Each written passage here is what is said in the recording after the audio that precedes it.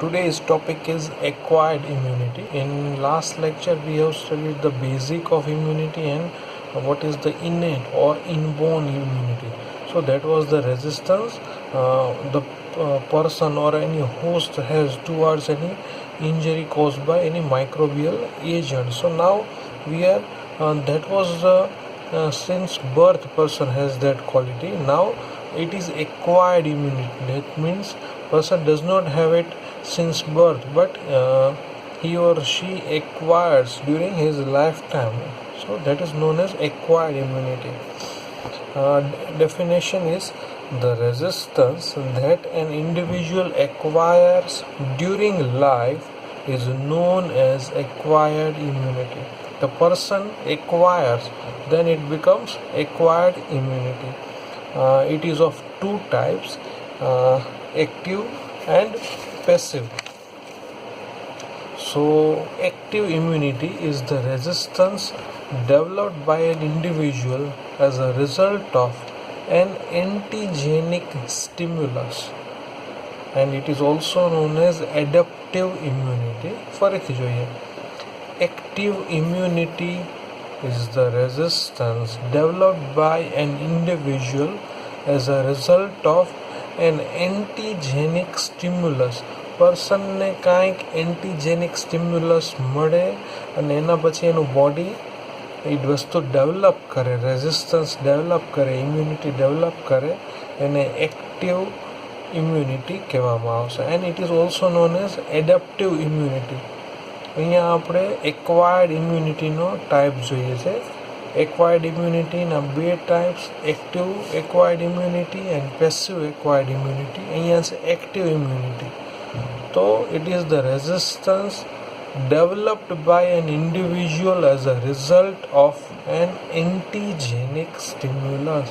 પર્સનને કાંઈક સ્ટિમ્યુલસ મળ્યું in the form of antigen અને એની અગેન્સ્ટમાં એના રિસ્પોન્સમાં એણે ઇમ્યુનિટી ડેવલપ કરી, રેઝિસ્ટન્સ ડેવલપ કર્યો.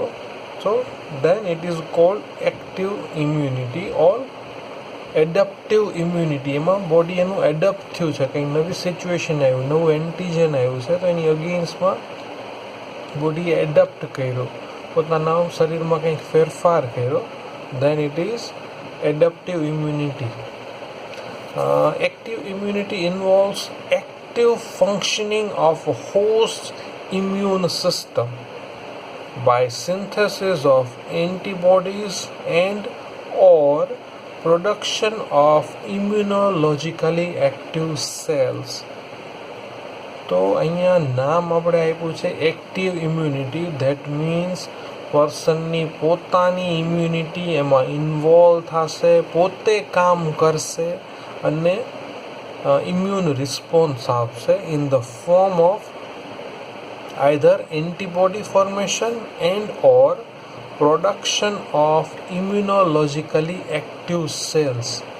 તો કાં સેલ્સ બનાવશે ઇમ્યુનોલોજીકલી, અથવા એન્ટીબોડી બનાવશે, અથવા બંને વસ્તુ ફોર્મ કરશે. તો પર્સન છે એની ઇમ્યુનિટી કામ કરે છે, એને મહેનત કરવી પડે છે અને જાતે બનાવવું પડે છે, પછી ફોર્મ થાય. That is known as active acquired immunity. Active immunity get activated after certain latent period. તો જે બધા સેલ્સ બનાવવાના છે, એન્ટીબોડીઝ બનાવવાના છે, એના માટે ટાઈમ લાગશે.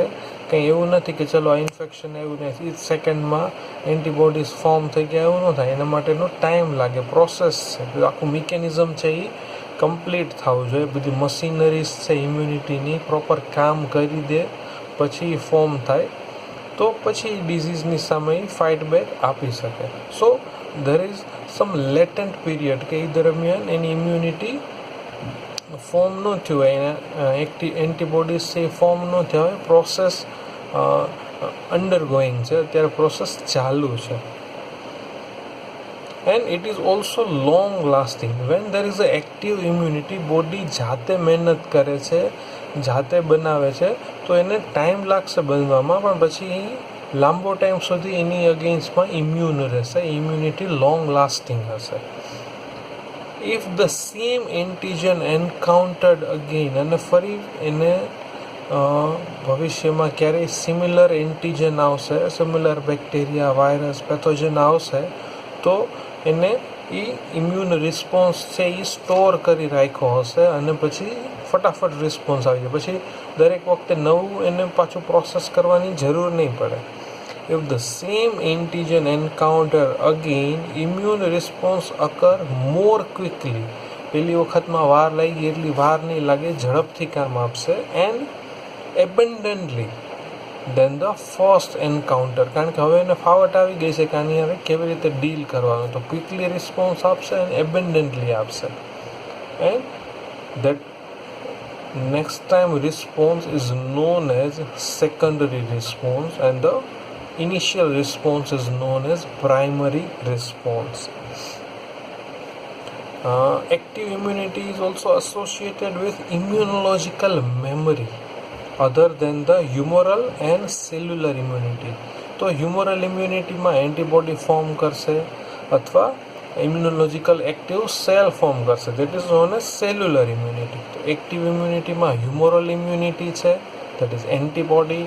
સેલ્યુલર ઇમ્યુનિટી છે કે ભાઈ એની અગેન્સ્ટમાં સેલ છે એ એક્ટિવેટ થાય અને કામે લાગે. તો બે વસ્તુ તો છે, સાથે સાથે ધેર ઇઝ ઇમ્યુનોલોજીકલ મેમરી. એને યાદ રહેશે કે ભાઈ આ સેલ જેટલા એન્કાઉન્ટર કરશે એ દરેકની એક મેમરી સ્ટોર કરીને રાખી દેશે. કોઈકની બહુ લાંબો ટાઈમ રહે, ઘણાની લાઈફ લોંગ મેમરી રહે. ફોર એક્ઝામ્પલ મિઝલ્સ છે, તો મિઝલ્સ કોઈ માણસને એક જ વખત થાય તો એ લાઈફ લોંગ ઇમ્યુન થઈ જાય અને બીજી વખત મિઝલ્સનો એટેક ન આવે. તો અથવા ઘણા એવા વાયરસ છે કે એની મેમરી છે એ શોર્ટ લીવ છે, અથવા બીજા બેક્ટેરિયા. એમાં સ્પેસિફિકલી એવું છે કે વાયરલ ઇન્ફેક્શન છે તો એની અગેન્સ્ટમાં બોડીની જે ઇમ્યુનિટી છે એ લોંગ ડ્યુરેશન સુધી રહેશે, મેમરી છે એ લાંબો ટાઈમ સ્ટોર કરીને રાખે. અને બેક્ટેરિયલ ઇન્ફેક્શન છે તો એની અગેન્સ્ટમાં memory છે short lived હોય compared to viral infection. So we have the immunological memory in the active immunity. Able to retain memory of prior antigenic exposure for long duration and to produce secondary response when it is required. પછી જ્યારે જરૂર પડે, બીજી વખત infection થાય એનું, તો એની સામે રિસ્પોન્સ આપવા માટે પ્રિપેર્ડ હોય, કારણ કે એની પાસે મેમરી સ્ટોર કરેલી હોય. તો આપણને ઘણી વખત એમ થાય કે બધા શરદી છે ઇન્ફ્લુએન્ઝા વાયરસથી થાય છે, તો એમાં શું કામ એવું નથી થતું? શરદી તો આપણને ઘણા બધા વખત વારંવાર થતી હોય, તો એનું 2-3 કારણો છે. એક તો શરદી છે, કોમન કોલ્ડ, એ એક સરખા ઘણા બધા માઇક્રો ઓર્ગેનિઝમ છે કે એ સિમિલર મેનિફેસ્ટેશન પ્રોડ્યુસ કરી શકે.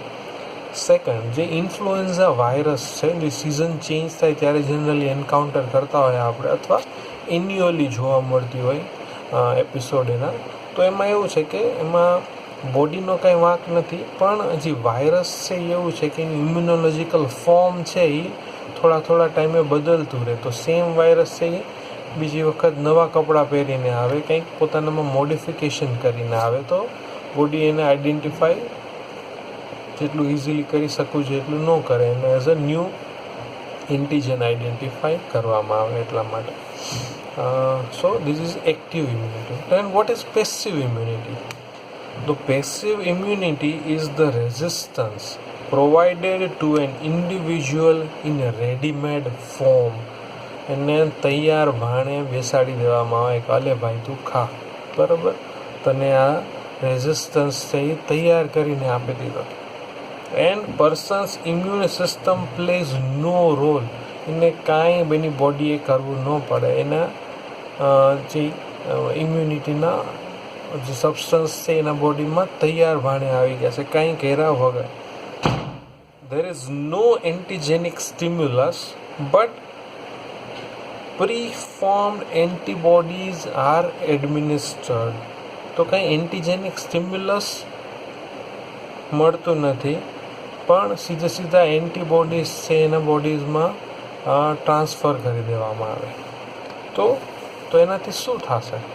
તો પ્રોટેક્ટ પ્રોટેક્શન સ્ટાર્ટ્સ ઇમિજિએટલી. જે ઓલામાં આપણે એક્ટિવ ફેઝમાં એક્ટિવ ઇમ્યુનિટીમાં કીધું હતું કે ભાઈ લેટન્ટ પીરિયડ હોય, એક્સપોઝર થાય બોડી એની અગેન્સ્ટમાં એન્ટીબોડી અથવા એના સેલ્સ છે એ ફોર્મ કરે, તો એ લેટન્ટ પીરિયડ હોય, ટાઈમ હોય. એવું આમાં ન હોય. ઇમિજિએટ એક્શન, જેવું એન્ટીબોડી બોડીમાં ઇન્સર્ટ થયા અને તરત એનો રિસ્પોન્સ આપવા મળશે. So it starts immediately and there is no latent period. ઘણી વખત આપણને એક્ટિવ ઇમ્યુનિટી અને પેસિવ ઇમ્યુનિટી જે એક્વાયર્ડ છે એના ટાઈપ શોર્ટ નોટના ફોર્મમાં પૂછી શકાય આપણને.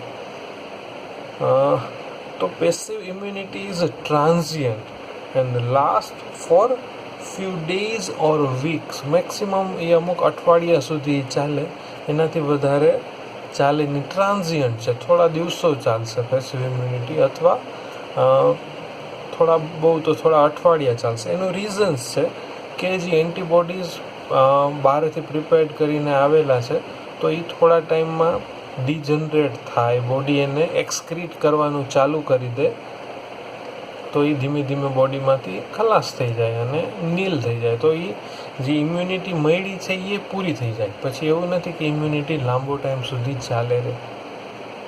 And likewise in active immunity, જેમાં બીજી વખત ઇન્ફેક્શન થાય તો સેકન્ડરી રિસ્પોન્સ આવે, એવું તો આમાં કંઈ છે જ નહીં. There is no secondary response.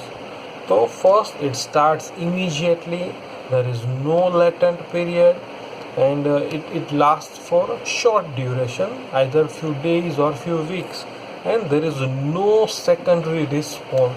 તો એક્ટિવ ઇમ્યુનિટી અને પેસિવ ઇમ્યુનિટીમાં ડ્રાસ્ટિક ચેન્જ છે. બે એક જ વસ્તુ કરે છે કે બે પ્રોટેક્શન પૂરું પાડે છે, રેઝિસ્ટન્સ પૂરો પાડે છે. એક જ વસ્તુ કોમન છે, એના સિવાય બધી વસ્તુ અલગ અલગ છે.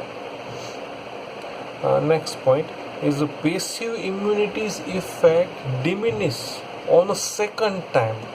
સેકન્ડરી રિસ્પોન્સ તો નથી, પણ બીજી વખત જ્યારે સેકન્ડ એપિસોડમાં અથવા સેકન્ડ ટાઈમ એડમિનિસ્ટર કરવામાં આવે એન્ટીબોડીઝ, તો from the second time any effect છે એ ડિમિનિશ થવા માંડે. અને એનું રીઝન એ છે કે જેમ આગળ કીધું કે એન્ટીબોડીઝ છે એ ન્યુટ્રલાઇઝ થાય કે ડિસ્ટ્રોય થાય અને બોડી એને એક્સક્રીટ કરી નાખે. તો પહેલી વખત તો એવું થયું, પણ જ્યારે બીજી વખત થશે તો એના માટેનો જે ડ્યુરેશન છે એના ડિગ્રેડેશનનો એન્ટીબોડીઝનો એ પહેલાં કરતાં ઝડપથી થશે અને ગ્રેજ્યુઅલી એવું થશે કે એની ઇફેક્ટિવનેસ ઓલમોસ્ટ ઝીરો થઈ જશે. અથવા ઘણી વખત એવું થાય કે એની અગેન્સ્ટમાં એન્ટીબોડીઝ ફોર્મ થાય, અથવા ઘણી વખત એની સામે હાઇપર સેન્સિટિવિટી રિએક્શન આવે, એનાફાઇલેક્ટિક શોકે આવી શકે કે એની અગેન્સ્ટમાં જ બોડી એટલું ક્વિકલી રિએક્ટ કરવા માંડે. તો પેશન્ટને ફાયદો તો અલગ વસ્તુ છે, પણ નુકસાન થાય. ઘણી વખત પેશન્ટનું ડેથ પણ એમાં થઈ શકે. સો પેસિવ ઇમ્યુનિટી ટેમ્પરરી રિલીફ આપશે અને લોંગ ડ્યુરેશન સુધી અથવા રિપીટેડ એક્સપોઝરમાં એ કામ નહીં આપે.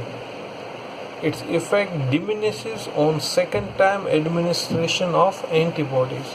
સો it is usefulness of passive immunity is very limited compared to active immunity, and its main advantage is that it acts instantly. ઘણી વખત પેશન્ટ ઇમ્યુનોકોમ્પ્રોમાઇઝ હોય અથવા એવો ટાઈમ ન હોય કે એને ટ્રીટમેન્ટ માટે સફિશિયન્ટ ટાઈમ ન હોય, ત્યારે એને પેસિવ ઇમ્યુનિટી આપી શકાય. એના સિવાય દરેક વખતે active immunity is the best option. Active immunity may be either natural or artificial. તો બે પોસિબિલિટી છે, either it is natural or artificial. તો એક્ટિવ ઇમ્યુનિટી નેચરલ કેવી રીતે હોય? તો natural active immunity occurs when person gets an infection. આપણને કોઈ ઇન્ફેક્શન થયું, ઇન્ફેક્શન લાગ્યું, એન્ટીજનની બોડીમાં એન્ટ્રી થઈ અને બોડી એની અગેન્સ્ટમાં એન્ટીબોડીઝ ફોર્મ કરશે, એની અગેન્સ્ટમાં ઇમ્યુનોલોજિકલ સેલ છે એ એક્શનમાં આવે, then it gives acute immunity in the natural way.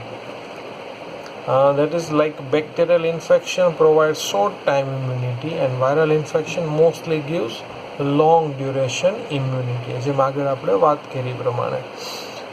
Artificial active immunity is the resistance induced by vaccine. જે આપણે વેક્સિનેશન છે એ લેવામાં આવે તો એ એક્ટિવ ઇમ્યુનિટી આપે, એની અગેન્સ્ટમાં એન્ટીબોડીઝ ફોર્મ થાય, બરાબર. તો this is also active immunity. તો what are the vaccines? Vaccines are preparations of either live or killed microorganisms or sometimes their products used for immunization. તો ફરીથી જોઈએ, vaccines are preparations of live or killed microorganisms or their products used for immunization.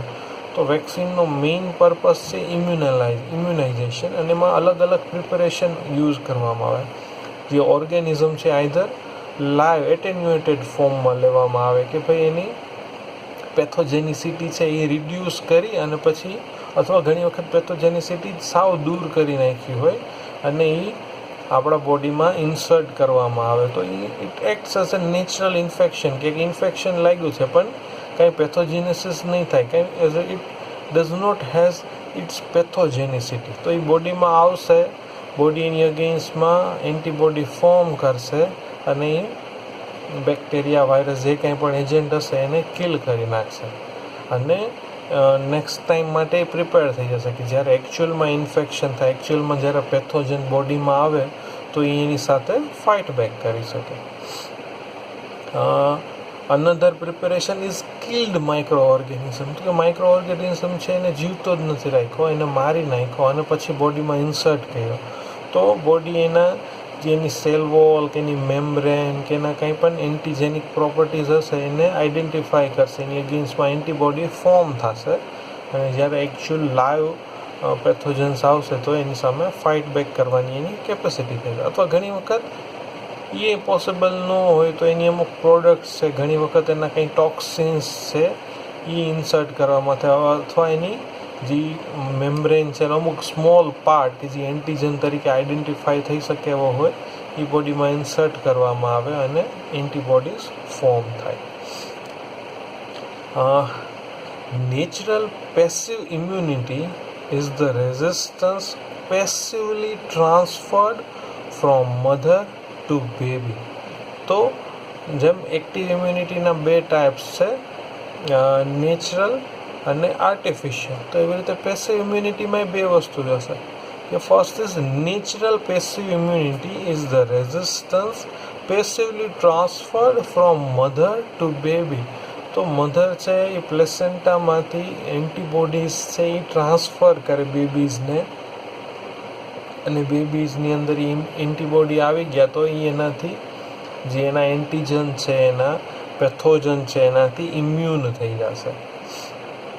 In humans, maternal antibodies are transmitted mainly through placenta, and human colostrum is also rich in antibodies. તો જે mother milk છે initial ટાઈમમાં જે હોય, થોડા દિવસોમાં જે આવતું હોય મિલ્ક, તો એ રીચ ઇન એન્ટીબોડીઝ. તો મધર છે એ બે રીતે એન્ટીબોડીઝ ટ્રાન્સફર કરે, mainly through placenta and second through human cholesterol. તો બેમાંથી બાળક છે એને એબન્ડન્ટ એમાઉન્ટમાં એન્ટીબોડીઝ મળશે અને એની ઇમ્યુનિટી છે એ બહુ સારી રહેશે. તો ઇનિશિયલ ફેઝમાં જે પ્રોટેક્શન છે, કારણ કે બહુ એ બધું મધર પ્રોવાઈડ કરે છે થ્રુ એન્ટીબોડીઝ. તો આપણને એમ થાય કે મધર તો ખાલી કેર, નર્ચરિંગ, ન્યુટ્રિશન પૂરું પાડે, પણ એ સાથે સાથે પ્રોટેક્શન એ પૂરું પાડે છે in the form of antibodies. Infant reach satisfactory level of self-production of antibodies at age of 3 months. તો બાળક જ્યારે જન્મે ત્યારે એની ઇમ્યુનિટી છે એ બહુ પુઅર લેવલે હોય, પોતે સેલ્ફ સફિશિયન્ટ ન હોય, ગ્રેજ્યુઅલી પોતે જાતે એન્ટીબોડી બનાવવાનું ચાલુ કરે. અને સેટિસ્ફેક્ટરી લેવલ ક્યારે આવે? At the age of 3 months. 3 મહિનાનું બાળક થાય ત્યાં સુધી એ મધર્સ દ્વારા જે એન્ટીબોડી પ્રોવાઈડ થતા હોય એના ઉપર એ ડિપેન્ડન્ટ હોય અને એના પછી પોતાની લડત જાતે જ ચાલુ કરે, પોતે જ ઇન્ફેક્શન સામે લડવાનું સ્ટાર્ટ કરે. So up till at the age of 3 months, maternal antibodies provides protection against infection. ત્યાં સુધી મધરના જે એન્ટીબોડીઝ છે એ જ ઇન્ફેક્શન સામે પ્રોટેક્શન પ્રોવાઈડ કરતા હોય. સો એને લીધે શું થશે? So most paediatric infections are more common after age of 3 months, કારણ કે મધર ત્યાં સુધી પ્રોટેક્ટ કરતી હતી. મધર જે સરાઉન્ડિંગમાં એ પેથોજન્સ છે એનાથી ઇમ્યુન હશે, પોતે એન્ટીબોડી ધરાવતી હશે, એટલે એ એની સામે પ્રોટેક્શન આપશે. પણ આફ્ટર 3 months બેબીને પોતાના એન્ટીબોડી ફોર્મ કરવા પડશે, એટલે ઇન્ફેક્શન થવાનું 3 મહિના પછી બધું ચાલુ થશે. That was the natural passive immunity. તો આર્ટિફિશિયલ કેવું હોય? તો artificial passive immunity is the resistance passively transferred to an individual by administration of antibodies. Artificially form antibodies છે, બીજા કોઈ પર્સનમાંથી બનેલા એને આર્ટિફિશિયલી આપવામાં આવે. નેચરલમાં તો મધર આપે છે એ તો છે જ, પણ હવે એડલ્ટની વાત છે. કોઈ એડલ્ટ પર્સન અથવા બેબીઝ એ હોઈ શકે કે એને કોઈ બીજા પર્સનમાં, બીજા લિવિંગ ઓર્ગેનિઝમમાં બનેલા એન્ટીબોડીઝ પ્રોવાઈડ કરવામાં આવે, તૈયાર આપવામાં આવે. The agents used for these purpose are hyperimmune serum of either animal or human origin. બીજા કોઈ એનિમલમાં, યુઝ્યુઅલી હોર્સ છે એનો યુઝ કરવામાં આવતો હોય છે કે પેથોજન્સ છે એને ઇન્સર્ટ કરવામાં આવે અને હોર્સમાં જે એન્ટીબોડીઝ ફોર્મ થયેલા હોય એ જે પર્સન છે આપણો, જે સેડ પર્સન, જે પેશન્ટ છે એને એ પ્રોવાઈડ કરવામાં આવે જેથી એનાથી ઇમ્યુન થાય. ઘણી વખત હ્યુમન ઓરિજિનના અવેલેબલ હોય તો એ યુઝ કરવામાં આવે. તો એક એ સોર્સ છે. Another agent use the convalescent serum, કે કન્વલેસન્ટ એટલે જે રિકવરિંગ ફેઝ હોય, ડિઝીઝના રિકવરિંગ ફેઝમાં પર્સન જ્યારે કોઈ ઇન્ફેક્શન લાગ્યું એમાંથી ઇમ્પ્રૂવ થાય છે, હવે મટવાનું ચાલુ થઈ ગયું, કારણ કે એનું બોડી એની સામે ફાઇટ બેક કરવા માંડ્યું, પોતે એન્ટીબોડી ફોર્મ કરવા માંડ્યું. તો એ પીરિયડ દરમિયાન એના બોડીમાં ઘણા બધા એન્ટીબોડીઝ હશે, બહુ વધારે એમાઉન્ટમાં હશે. તો એવા ફોર એક્ઝામ્પલ અત્યારે યુઝ થવાનું બધું ટ્રાયલ ચાલુ છે એકચ્યુઅલી, કે કોરોનામાંથી જે રિકવર થતા પેશન્ટ હોય તો એના બોડીમાંથી એન્ટીબોડીઝ લેવામાં આવે COVID-19 વાયરસની અગેન્સ્ટમાં, અને એ જે નવા બીજા કોઈ પેશન્ટ છે એને આપવામાં આવે તો એ હેલ્પફુલ થાય, કારણ કે આગલા પર્સનને ઓલરેડી એન્ટીબોડી બનાવી લીધા છે. તો જે ટાઈમ કન્ઝ્યુમ થાય એ પ્રોસેસમાં એ લેટન્ટ પીરિયડ, જે આપણે આગળ વાત કરી, તો એ લેટન્ટ પીરિયડ બચાવી શકાય અને એ પર્સનને હેલ્પફુલ થાય. તો that thing is also happening right now. અત્યારે જ ઘણા બધા ટ્રાયલ્સ ચાલે છે. દિલ્હીમાં હમણાં પેપર્સમાં હતું 2-4 દિવસ પહેલાં કે એ ટ્રાયલ કર્યા અને સક્સેસફુલ છે. બરાબર.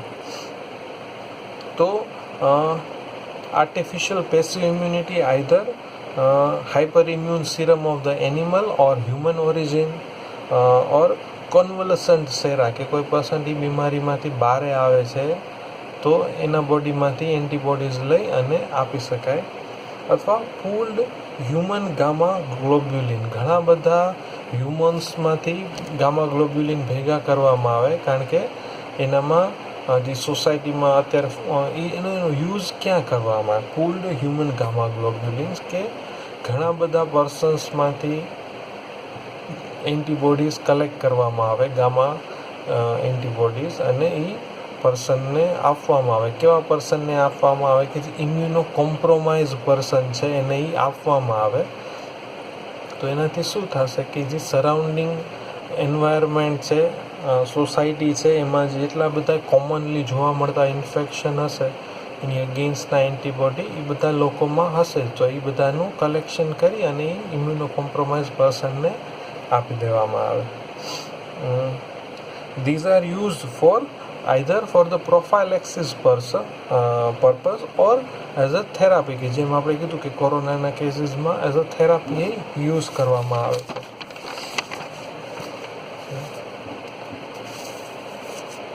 So when active immunity is used and when the passive immunity should be used. So passive immunity is indicated for immediate and temporary protection in a non-immune host faced with threat of infection where there is no sufficient time for active immunization.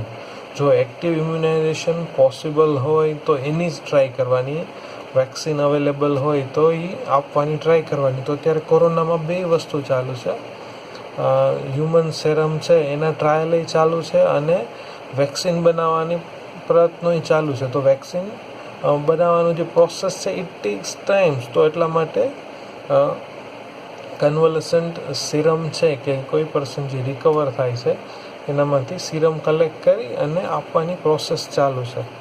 તો ક્યારે use થાય કે જ્યારે immediate અને temporary relief જોતી હોય, temporary protection જોતું હોય તો ત્યારે એ વસ્તુ યુઝ કરી શકાય. When the person is face with threat of infection અથવા ઘણી વખત એની ઇમ્યુનિટી જ ન હોય, ઇમ્યુનો કોમ્પ્રોમાઇઝ હોય, એવી કન્ડિશનમાં એને યુઝ કરી શકાય. બરાબર. And sometimes a combination of active and passive method of immunization is used and it is known as combined immunization and that is the best way. કે અત્યારે તમે પેસિવ ઇમ્યુનાઇઝેશન આપી દીધું તો બોડી એની સામે બોડીને પ્રોટેક્શન મળી ગયું, પણ સાથે સાથે તમે એક્ટિવ ઇમ્યુનાઇઝેશન એ પણ આપો કે ભાઈ એનું બોડીએ એન્ટીબોડી ફોર્મ કરવાનું શીખે તો જ્યારે ભવિષ્યમાં એન્કાઉન્ટર થશે ઇન્ફેક્શન તો એ વેલ પ્રિપેર્ડ હોય. બરાબર.